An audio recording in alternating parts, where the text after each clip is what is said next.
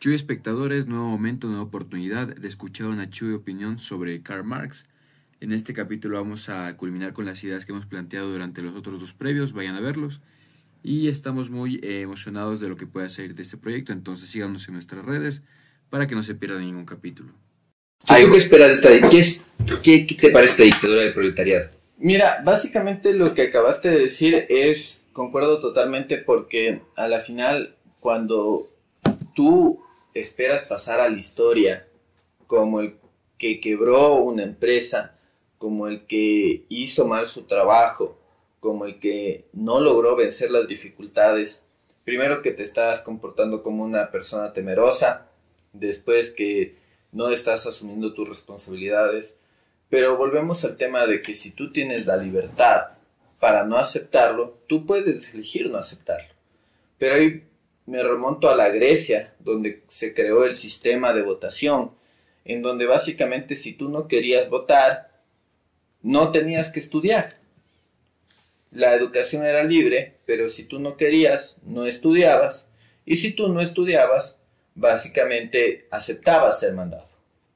Entonces, me parece que en este ejemplo de la aerolínea, si los trabajadores no quieren hacerse cargo de la empresa que dicen que es tan exitosa, lo que deberían de hacer es básicamente permitir que el Estado administre esa empresa, y si ellos consideran que la mejor forma de administrarla es privatizándola, pues esa empresa, al ser privatizada, o bien responde a las solicitudes que le está haciendo el gobierno y al contrato que deben de firmar, o bien simplemente la despiden, la botan, la liquidan. Exacto. Entonces, es algo súper simple, y que en este punto vuelvo al escenario de Karl Marx, en donde básicamente ahí en verdad estamos hablando de un post-esclavismo, pero reciente, en el cual las personas eran como esclavos. Entonces, claro, ¿tú cuándo te vas a imaginar que a un esclavo le den el poder? Nunca. Nunca. Pero ahora vemos ejemplos, y un gran ejemplo fue el que pusiste, en donde les están diciendo, digamos, entre comillas, al proletariado: a ver, tú hazte cargo. Tú dices que te puedes hacer cargo, hazte cargo. No, pero es que no estaba hablando en serio. Entonces, si no estabas hablando en serio, deja que venga un burgués con experiencia de cómo se maneja el negocio y que se haga cargo de él. Y ahí viene el principal problema. Pero si yo me voy a hacer cargo, entonces ¿qué me toca además que a los demás? Porque no es que dicen, sí, yo me voy a hacer cargo, tranquilo, pero vas a ganar lo mismo que el que no trabaja o el que hace pan. No, pero si voy a tener que manejar un avión, si voy a tener que hacer esto. No, pero todos somos iguales. No, yo quiero algo más. Y ahí es cuando el proletariado se vuelve capitalista. que básicamente todos siempre queremos algo más, ¿no? Exacto. Y a pesar de las condiciones, como te digo, a pesar de ser Michael Jackson, a pesar de ser LeBron James, siempre vas a querer más. Y quizás a veces no son más recursos económicos, sino siempre vas a querer más prestigio, siempre vas a querer más trofeos. En el caso de Cristiano Ronaldo, una bestia en el fútbol, Cristiano Ronaldo, pero él siempre quiere más. Entonces ya no es que quiere más dinero en este punto. Va por otras metas de superación. Exactamente, pero en ideas como esta, ¿tú crees que a él le permitirían eso? No. Pero ¿por qué? Porque le dirían, oye, no, ¿por qué? Le estás quitando el puesto a alguien más. Lo que estás haciendo es no permitiendo que estas personas administren su vida de la forma en la que ellos quieren administrar. Tú les estás diciendo cómo administrar su vida.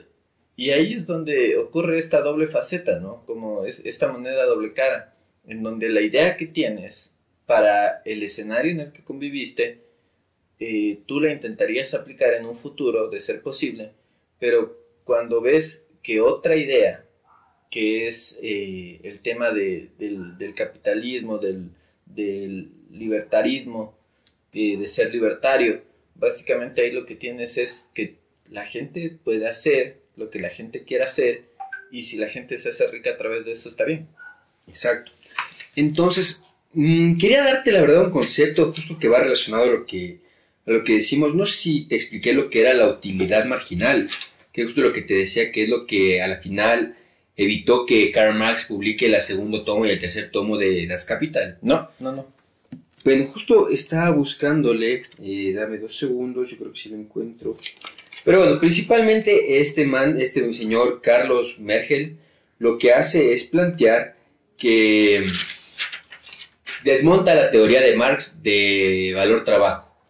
Karl Marx decía que el proletariado, al vender su capacidad de trabajo, imprimía un valor sobre el producto o el bien que se generaba, y ese valor, cuando se lo vendía, esa utilidad era lo que tenía que haberse dado a los trabajadores, esa plusvalía. Pero él solo basaba este valor, esta plusvalía, en base a lo que daban los trabajadores.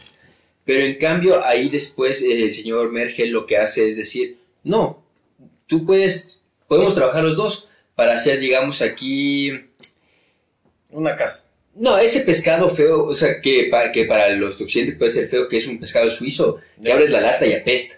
Y podemos matarnos aquí trayendo el pescado, matando el pescado, enlatando el pescado, y nos gastamos 2 días de trabajo, y digamos que tu día de trabajo cuesta $40, el mío 40, total $160 que tendríamos que recibir por ese trabajo, mínimo, más lo que se lleve el que va a venderlo y todo, ¿no? Pero él decía no, porque en esta sociedad no se consume. Entonces, al final, el valor que imprimiste en eso no se ve reflejado en el mercado, entonces no vale para nada. Lo que vale es, si así sea lo más simple, si es que tú y yo qué sé, hacemos un podcast. Hacemos un podcast que es valorado por nuestra sociedad, es valorado por los quiteños, por los ecuatorianos, por los latinoamericanos, y que por los españoles podría ser incluso en un punto, por lo que somos de habla hispana, y así no estemos invirtiendo mucho, ellos ven valor y a la final con sus vistas, con sus reposteos, nos termina llegando un valor superior a lo que hemos invertido. Entonces ahí es cuando se desmonta el valor trabajo, que no está relacionado directamente, sino que es la percepción del mercado del valor y la demanda que va a generar lo que le imprime el valor a las cosas. Claro, porque una cosa que hablamos es costo, que cuánto te cuesta un producto, y otra cosa es valor, cuánto valor le das a ese producto que te cuesta. Y ahí podemos ver con temas de... Hay un tipo que hizo una moneda estadounidense que se llama The Libertarian Dollar. Ya. Y ahora hizo monedas de esta moneda. Físicas. Y ahora cada moneda física tiene el valor de $50,000.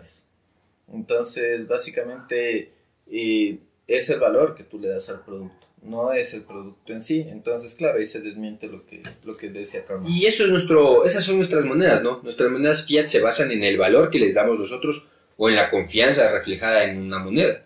Por eso el peso argentino tiene un valor, el bolívar tiene otro valor, el dólar tiene otro valor, por la confianza que tienes en que va a ser irrepetible, en que no se va a imprimir más, en el valor en el tiempo, ¿no? Vamos con el cuarto, la destrucción de la familia tradicional. Marx lo dijo, quiere destruir la familia tradicional. Ahora, ¿por qué lo dice? Dice que es una herramienta de oposición, de opresión. La familia te oprime a la final. Porque la familia lo que hace es darte sus valores en base a su historia.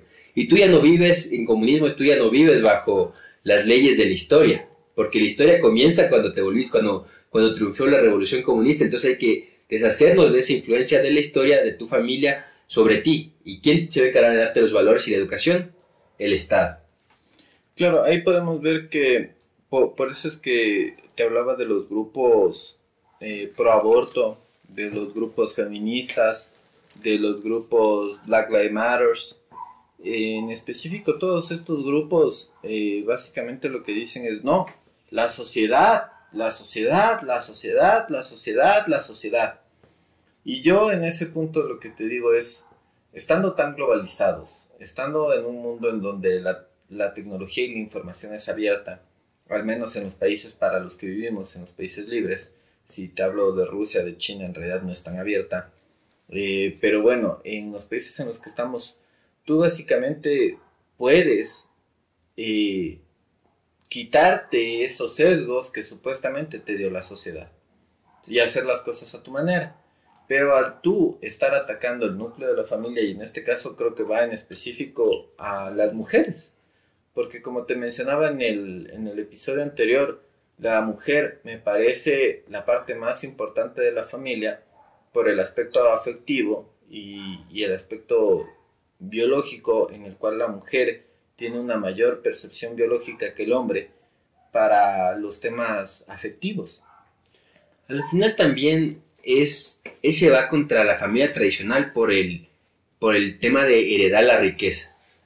¿Tú piensas que está mal? Yo no pienso que está mal que si mis padres hicieron las cosas bien y tienen un terrenito, tienen un dinerito que quieran dejarme para que yo pueda mantener, o sea, o utilizarlo para mí, pero ellos bajo su decisión libre decían dejármelo a mí. No creo que está nada malo. Yo considero que tú no puedes determinar las condiciones en las que naces ni en las que te crías.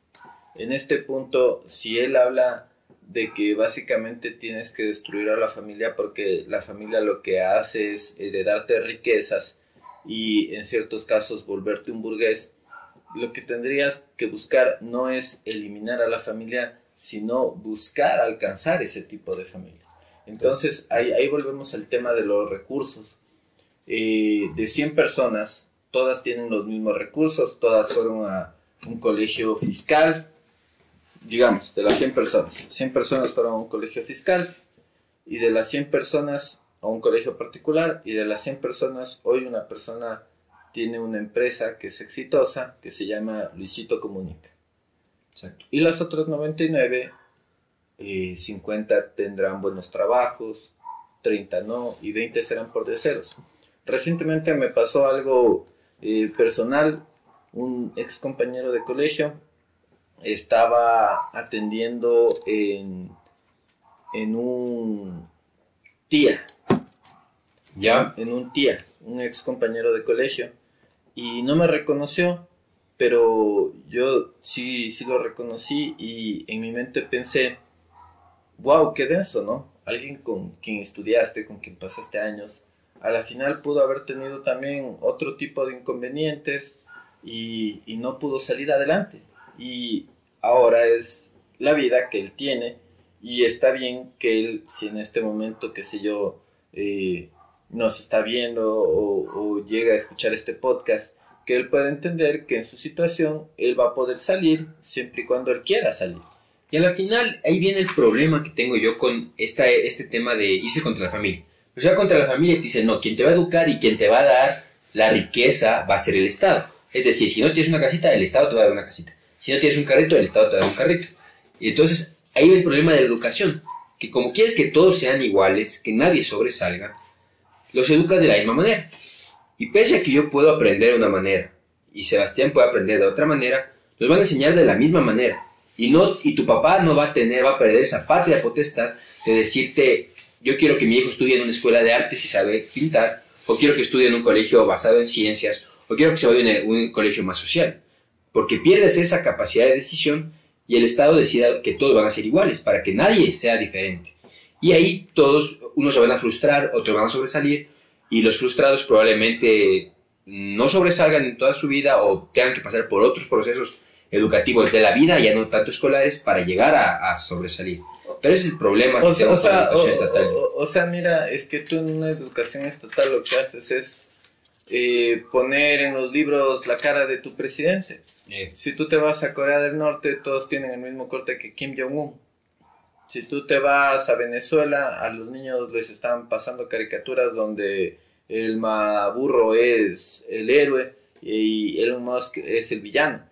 Si tú te vas al caso de Ecuador, Rafael Correa en todas las escuelas de última generación y último modelo, las escuelas del milenio, y tú vas a ver los textos, está qué es el socialismo, no descrito detalladamente, sino a breves rasgos, está la cara de él y las obras que hizo él. Yo tuve en el 2010 un libro, escriba las principales obras de la Revolución Ciudadana.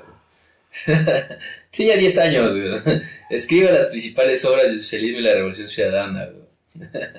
Qué denso, la verdad es que en mi tiempo los libros de historia eran de historia, los libros de lenguaje y comunicación no te ponían ningún texto político ni nada por el estilo. Y yo creo que esa es la verdadera libertad, ¿no? La verdadera libertad de decidir cómo criar a tu hijo. En este punto, obviamente va a haber gente pervertida, y te pongo un caso claro. Hay un actor porno que se llama Nacho Vidal, que igual salió en una entrevista, y él lo que decía es, mi hijo, desde que tiene 2 años, habla con la voz así como que aguda. Entonces yo desde ahí supe que era mujer. Entonces ya es gente tostada al cerebro, que básicamente sí tiene que ser una minoría. Porque sería algo absurdo que la mayoría tenga ¿cómo se llama esto de género? Disforia de género. Disforia de género, en el cual ni siquiera entienden el sexo con el que nacieron. Es como decía Danan, y le decían, oye, pero es que tú tienes que respetar a los LGBTQ+, así sean una minoría.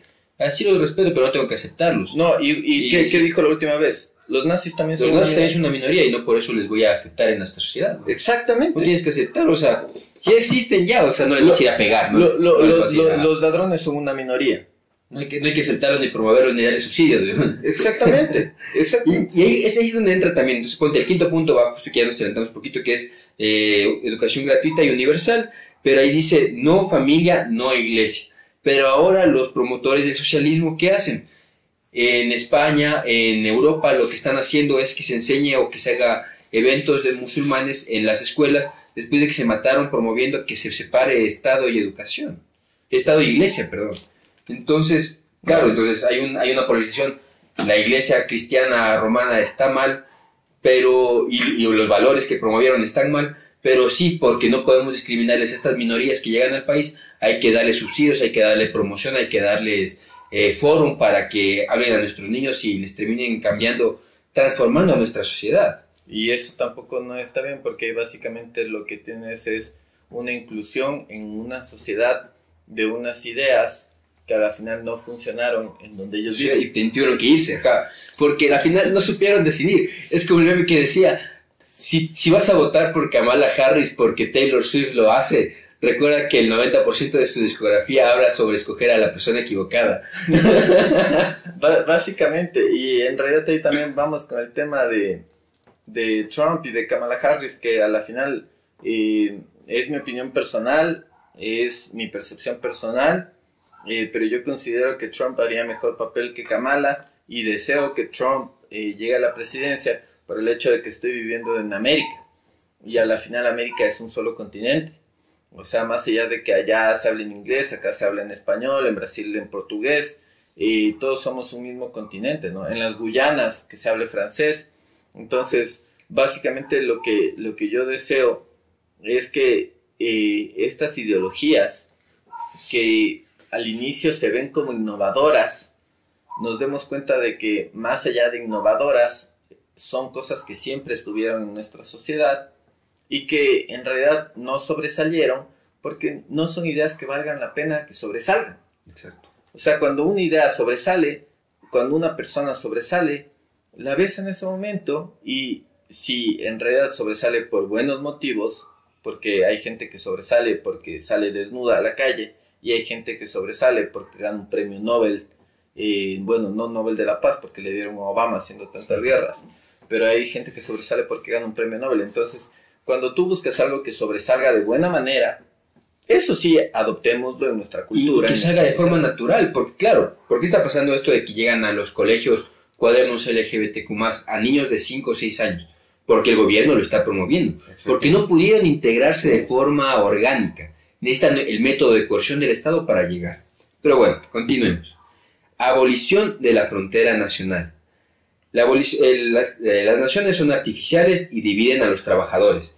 Entonces el comunismo lo que busca es que todos los trabajadores del mundo se puedan unir y formar esta revolución mundial contra los capitalistas, contra la burguesía. Ahí es cuando se ha traspolado en nuestros tiempos con los estados, con las organizaciones supranacionales, como la ONU. Ahí volvemos con el tema de Rusia y Ucrania. Vladimir Putin dice que en realidad Ucrania fue un regalo y que eso siempre fue Rusia. Dice, no, eso es un estado artificial. Pero al final, en el análisis que yo estaba haciendo... Y puede haber sido un estado artificial, pero al final terminó siendo un estado y terminó gente viviendo ahí. Que ya no quiere volver. Pero ahí es donde están los principios, ¿no? Mi prole vale más que tu prole, entonces tu prole no vale porque no está en mi país, entonces chao. Voy a hacer lo que yo quiero y voy a imponer y básicamente borramos las líneas de cada país, ¿no? Y cada país tiene sus líneas porque cada país le interesa tener sus leyes, le interesa tener su economía, entonces, le interesa manejar sus finanzas. ¿Cuál era la separación entre el comunismo y el nazismo? Que el uno era internacional como este y el nacionalsocialismo era nacional y buscaba enfocarse en una sola nación, porque ahí si tú ves sus principios es muy similar en varios sentidos. En realidad es súper loco que veamos en colación tantas cosas que se parecen a lo largo de la historia, que por más que tengan distintos tipos de nombre, llámense Adolf Hitler, llámense Lenin, llámense Maduro, pero todos ellos tienen unas similitudes, ¿no? Y cuando tú ves que Kamala Harris también está apoyando a los grupos LGTBIQ+, cuando tú ves que básicamente Petro también dice que no, que las mujeres, o en la misma Argentina el expresidente Massa, y ves que dice no, que las mujeres, que el Ministerio de la Mujer, que hay que dar más financiación, y de repente dentro de su casa golpea a su mujer. Ah, entonces hablas de Fernández. Alberto Sí. Fernández. Entonces, básicamente, lo que hablas es de sesgos. Lo que estás hablando ahí es de sesgos. O sea, cuando tú quieres cortar líneas, lo que tú estás haciendo es teniendo un sesgo en el cual dices, no, ¿sabes qué? Este también es mi país, que es lo que ocurre ahorita Rusia-Ucrania. No, ¿sabes qué? Ucrania en realidad no existe, es un estado creado y este en realidad es mi país, así que lo voy a atacar las veces que yo quiera. Y al final, para lo que sirven un poco las limitaciones nacionales es para ver hasta dónde te cobran impuestos, hasta dónde es parte de quién los impuestos que se cobran. No solo para eso, o sea, Es una parte de... Yo considero que en realidad tener delimitaciones de los países lo que ayuda es para saber cuál es tu sociedad, sentirte identificado con esta, sentir identificado con una cultura histórica que se desarrolló en ese punto del planeta, y también para entender que tú tienes ciertos tipos de ciertos tipos de ventaja con relación a otros países y ciertos tipos de desventaja. Exacto. Entonces, Sí, en qué tienes que mejorar y en qué tienes que... O sea, hay muchos factores que me parecen positivos de tener fronteras. Ahora, obviamente, si tú dices, no, pero es que yo quiero viajar a Inglaterra, a Europa, y para allá me piden visa, y en realidad, si ellos quieren tener solo a personas buenas en su tierra, eso es lo que deben de hacer, y eso es lo que, en este caso, si nosotros como sociedad nos unimos, también deberíamos de pedir visa. Hey, señores haitianos que comen gatos en Estados Unidos, aquí no se puede comer gatos, entonces básicamente tú pones tu visa. ¿Sabes cuál creo que es un factor social súper importante mencionar? ¿Por qué eso tiene que ser internacional? ¿Por qué hay organismos supranacionales que buscan quitarle soberanía a los países? Porque cuando tú pierdes ese sentido de pertenencia con tu nación, tu patriotismo con tu nación, buscas dónde pertenecer. Y ellos te dicen, no sabes dónde pertenecer. Ven acá el grupo de los LGBTQ+. Aquí entran todos. Porque cada vez le meten una letra más y siguen siendo el mismo colectivo. Claro. Y así tú seas homosexual o seas de gente que debería pertenecer al colectivo y no estás de acuerdo con ellos. No, tú no perteneces y tú no tienes derechos porque no piensas como nosotros. Claro, correcto, porque a muchos homosexuales también los silencian. Entonces ahí va el último punto del manifiesto. La revolución es violenta. El capitalismo no caerá mediante acciones pacíficas. Derribar la estructura burguesa tiene que ser un proceso que comienza yéndose contra el burgués y contra la familia. Así lo dice en el manifiesto comunista. De eso, porque a la final podemos ver que ahora hay un neomarxismo, ¿no? Que es un nuevo marxismo que supuestamente las ideas de Marx adaptadas a esta época. Y no hay tal. O sea, a la final, como resumen, lo que te puedo decir es que de todos estos 2 episodios de Marx, finalizando con este libreto marxista, ¿cómo es? El manifiesto comunista. El manifiesto comunista, finalizando con el manifiesto comunista, lo que te puedo decir es que la familia es el núcleo de la sociedad para mí, y ese núcleo de la sociedad, la pieza más importante para mí es la mujer.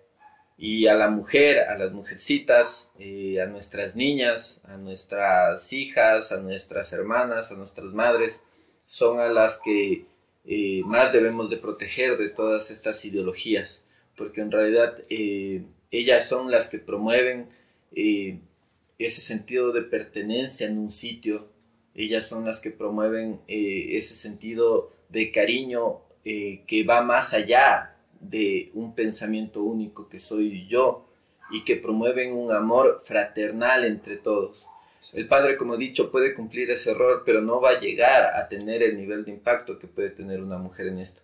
Y la mujer también, la mujer de hoy en día, en vez de centrarse en comportarse o en tener la actitud de un hombre, si tiene esa capacidad como para entender y para trascender a través de todo esto que he mencionado, eso sería lo ideal, ¿no? De que tú también le inculques eso a tu hijo, cómo ser un buen hombre. Si tú tienes un hermano, también cómo ser un buen hombre. Si tú tienes un novio, empezar a volver a educar, empezar a volver a entender que la mujer en realidad es la educadora y la hacedora de lo que somos los hombres. De igual manera, no, pues son un poco estereotipos, pero hay roles que han funcionado así a lo largo de la historia por algo. Hay que identificar los que no funcionan y quedarnos con los que funcionan. Es que más que por quedarnos con los que funcionan, hay un neurocientífico que es Andrew Huberman. Él te dice que biológicamente, la mujer biológicamente recibe más información que la que recibe el hombre. Pero esa más información y esa capacidad como que de ser multitasking, esas solo la tiene la mujer. La que tiene cromosomas XX. O sea, básicamente ellas son las hacedoras de nuestra sociedad. Así lo querramos ver como que somos los hombres. ¿Quién crees que formó a Milei? La formó la mamá, el hermano, obviamente el hermano, también el papá. Pero ese sentimiento de pertenencia, de que él nació en Argentina, Rafael Correa, ese sentimiento de que él nació aquí en Ecuador, de que él es ecuatoriano, o sea, todo esto en realidad vuelve al tema de la familia, y yo creo que atacar eso sí es algo súper preocupante, porque como te digo, la libertad tú la puedes tener después de cuando eres adulto, cuando tienes conciencia de qué es lo que te gusta, qué no te gusta, si te gusta la gente de tu mismo sexo, de otro sexo, si tú le ves del color de piel negro, blanco, rojo, amarillo, o sea, todo esto es una percepción que tú la tienes después, que la puedes ir cambiando, etcétera. Pero los valores fundamentales de la familia, eso en realidad me parece súper importante resaltar, porque lo que dice el marxismo es que básicamente ataques a eso, ¿ya? Literalmente. Y de una forma violenta. Entonces, para mí sería súper importante, si tienen hijos, críen buenos hijos que vayan a ser hombres. No les creen como niños para siempre. Denle esa dificultad para que sean hombres. Si tienen hijas, denle ese amor y esas herramientas que les van a permitir ser mujeres de la sociedad. Que no busquen tener, o sea, que busquen si lo desean, pero cuando ya son adultos, pero no les impongan roles de hombres, no les impongan a sus hijos roles de mujeres, si es que ellos no los deciden así. Porque sí es importante también, si creamos a los niños para que traten bien a las mujeres, también creamos a las niñas para que traten bien a los hombres. Claro, pero ahí sí sería, sí darles los roles principales. ¿Cuál es el rol principal de una mujer? El rol principal de una mujer es poder tener la libertad para poder ejercer ese rol. Ahora, lo que implica este manifiesto es que tú le coartas la libertad a esa mujer y le dices, mira, ¿por qué mejor no te comportas como hombre? Sí. Entonces, es que tú le des la libertad para que ella cumpla su rol, que en realidad ahí sí me voy al aspecto biológico, su rol de aspecto biológico, para qué es bueno. Y ahí volvemos al tema de Einstein. Un pez no va a ser bueno para trepar un árbol. Entonces, por más que, como te digo, que el hombre a veces cumpla el rol de mujer, la mujer a veces el rol del hombre, no es lo mismo que lo haga la persona que biológicamente está más capacitada para hacer eso. Exacto. Entonces, sí me parece que sí les debemos de dar los roles principales. Mira, tú eres un hombre, tu deber es proteger a la familia. Mira, tú eres una mujer, tu deber también es proteger a la familia, pero si viene un ataque de otra persona, tú sí tienes que esconderte detrás de tu hermano, o tienes que esconderte detrás de tu papá. Porque al final ellos biológicamente están más capacitados para afrontar, qué sé yo, un peligro cuerpo a cuerpo. O para correr, o para protegerte de un terremoto, o básicamente para proveer. Entonces también educarles, a ver, el rol de la mujer también es administrar. Si el hombre tiene capacidad para proveer, tú tienes que saber administrar. Para saber administrar, tú también tienes que proveer, pero tú tienes que saber administrar los recursos de la casa. Exactamente. Entonces, sí me parece que el rol de la mujer se ha extendido. Ahora hay mujeres líderes, mujeres que son visionarias, mujeres que han llegado al espacio, pero todo eso estoy seguro que lo lograron a través del sacrificio que tienen ellas, entendiendo del rol que cumplen, ¿no? Y en libertad de decidir ser así. Correcto. Y haciéndose responsables de lo que sacrifican en base a eso. ¿Qué pasó ahorita con esta chica española, Ror? Ah, Que le empezaron a atacar el colectivo feminista porque le dijeron, no, ¿por qué le cocinas a tu novio? Y ella dijo, porque eso es lo que yo quiero hacer. ajá, porque estoy en libertad de hacer eso. Y le dijeron, no, eso no es lo que hace una feminista del siglo XXI. Porque ese es el problema, que ahora lo que se hace es copiar los, yo diría incluso comportamientos que para mí, en ese punto de mi vida ya son un poco nocivos. Que sería, si tú quieres ser feminista tienes que copiar este comportamiento nocivo de la promiscuidad que tienen los hombres. Pero no es que todos los hombres son promiscuos. Hay un grupo de hombres que a una determinada edad tiende a la promiscuidad, pero también porque la sociedad te dice que es así. Y ahí también es un poco del aspecto biológico. Porque pese a que la mujer tenga un aspecto mental, biológico más desarrollado que el hombre a edad temprana, y te hablo que una niña de 12 años, tú la ves mucho más centrada que un niño de 12 años. El niño de 12 años puede seguir jugando con juguetitos y la niña ya le interesa, qué sé yo, leer algún libro, estar en alguna conversación, ser parte de un entorno, baile, entonces ese es el rol, ¿me entiendes? Que tú le permitas al niño y a la niña tener la libertad de hacer lo que ellos desean en ese momento. Ocurrió con estos estudios de género. Hay un documental que se llama Am I a Woman, que es de Matt Walsh, que quiere decir, ¿soy una mujer? No, what is a woman? No, Am I a Woman, que quiere decir, ¿soy una mujer? Que se lo está preguntando, ¿no? Okay. Y en este caso, si tú te vas a hacer reportaje, las personas que promueven este tema de la disforia de género son personas malignas, malvadas. En este caso yo también soy católico, entonces sí creo que ese demonio, ese tema maligno, también existe en las personas, ¿no? Entonces volvemos al tema de Marx. Si tenemos el mal, si tenemos el bien, si tenemos las personas que literalmente están dañadas el cerebro, ¿cómo quieres promover que el Estado sea el que te dé todo? Si una persona que está dañada el cerebro llega al poder, todo se acaba, como tú dices, generaste leyes, hiciste las cosas bien, llegó alguien que no era el poder, como en este caso Maduro, y dijo, ¿sabes qué? Aquí me perpetúo en el poder. Porque a la final Chávez quizá no quería o no pretendía perpetuarse en el poder, como en este caso Rafael Correa, a la final no se perpetuó en el poder. Pero que lo traicionaron. Claro, pero Alberto Fernández a la final tampoco no se perpetuó en el poder. Pero entonces... Pinochet tuvo todo para perpetuarse en el poder, pero dijo, no, he cumplido con lo que vine a hacer, me voy.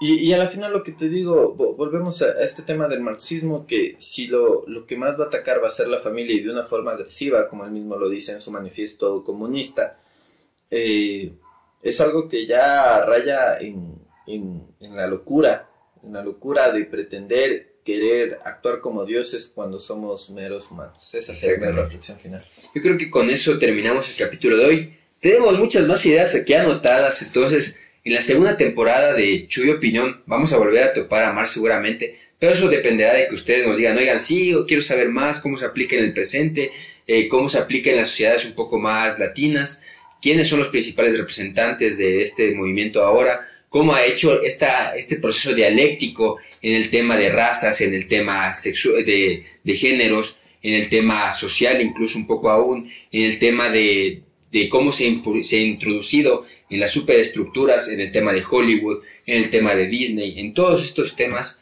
Si ustedes quieren saber más del tema, no se olviden de ver, dejen su comentario, de dejar los comentarios, de ver la Chuy Opinión. Si quieren ver más nuestro pensamiento de las críticas sociales que hacemos a las noticias de nuestro país, vayan a vernos en Noticias Criollas. Y bueno, creo que hemos tenido un capítulo súper largo, pero súper interesante. Se nos pasó volando y espero que se hayan divertido igual que nosotros. Sebastián, muchas gracias. Un gusto, Joseph. Nos vemos, Chuy Pensadores. Hasta luego. Bye.